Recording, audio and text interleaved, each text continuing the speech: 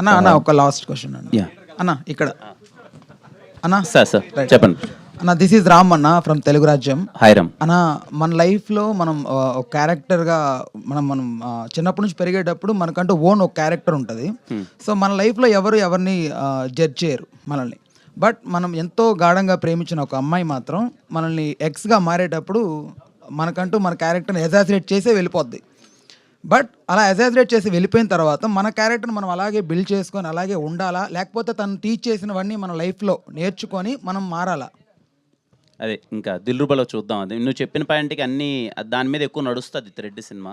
అందుకే ఇక్కడ నేను రిప్లై ఇవ్వలేదు దానికి. మీరు ఏదైతే పాయింట్ డిస్కస్ చేశారో ప్రతి ఒక్క అబ్బాయికి ఉన్న క్వశ్చన్ అది దాంట్లో ఆ ఒక థ్రెడ్ ఒకటి నడుస్తుంది, దానికి ఒక ఎక్స్ప్లెనేషన్ క్లియర్గా ఉంటుంది. ఓకే అన్న, thank you, all the best. And అందరికీ థ్యాంక్ యూ అండి వచ్చినందుకు.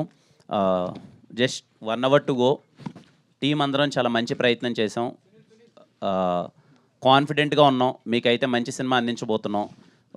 మీరు థియేటర్లోకి వెళ్ళి కూర్చోగానే మీ 2 గంటల 20 నిమిషాలు బోర్ కొట్టుకున్నా, మళ్ళీ ఎందుకు పదే చెప్తున్నానంటే ఎస్ మీ టికెట్కి వర్తీ ఫీలింగ్ అండి మూవీ.